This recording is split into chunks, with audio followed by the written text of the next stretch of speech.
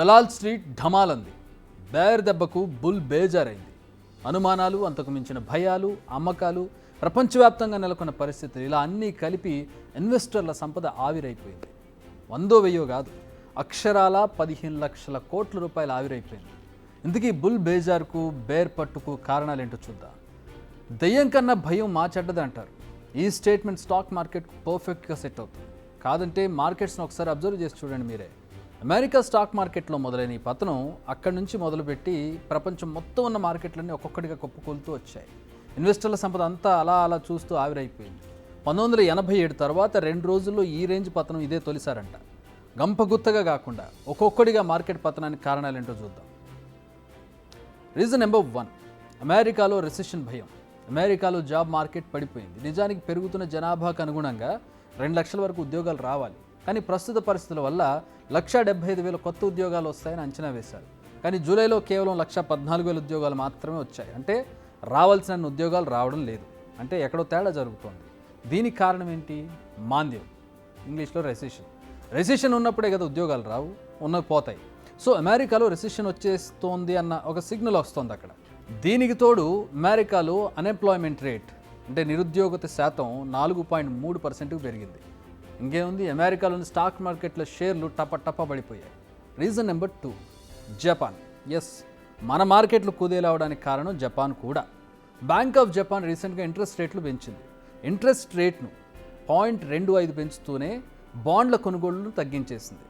దీంతో Japan currency N బలపడింది. వెంటనే జపాన్లో ఇన్వెస్టర్లంతా తమ నష్టాలను కవర్ చేసుకోవడం కోసం తమ షేర్లను అమ్మడం ప్రారంభించారు. ఏదైనా ఒకేసారి జరగడం ప్రమాదకరం. అన్నీ ఒకసారి ర్యాలీగా అమ్మేస్తే ఇలాంటి నష్టాలు వస్తాయి. కానీ అది జరిగింది. జపాన్ నికాయ్ సూచి ఓ దశలో 14% పైగా పడిపోయింది. ఇంకేముంది, ఈ ఎఫెక్ట్ మొత్తం ఆసియాపై పడింది. ప్రపంచ మార్కెట్లపై ఓవరాల్గా పడింది. ఈ 2 రీజన్స్ కాకుండా 3వ రీజన్ ఉంది. అదే ఇజ్రాయెల్ ఇరాన్ వార్.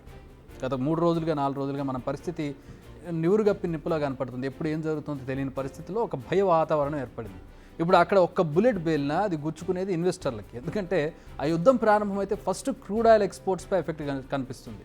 అదే జరిగితే వరల్డ్ ట్రేడ్ మొత్తం కూడా ప్రభావితం అవుతుంది. సో ఆ భయాలు కూడా మార్కెట్ను ముంచేశారు. మరో రీజన్, అప్పటికే మార్కెట్ పీక్స్కు చేరారు.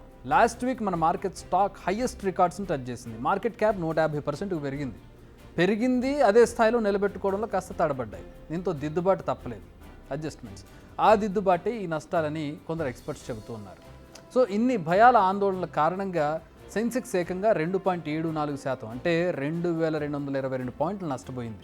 నిఫ్టీ 662 పాయింట్లు నష్టపోయి 24,055 పాయింట్లకు చేరుకుంది.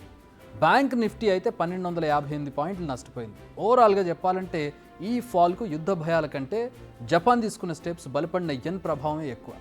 జపాన్కు జలుబు చేసింది, ఇండియా తుమ్మింది. అమెరికాకు జ్వరం రావచ్చనే భయాలతో బుల్స్ భయపడ్డాయి. మొత్తంగా 15 లక్షల కోట్ల సంపద ఖుష్ ఖాకి. బిగ్ టీవీ అవుట్లుక్ కథనాలు నచ్చితే వెంటనే బిగ్ టీవీ ఛానల్ ను సబ్స్క్రైబ్ చేయండి.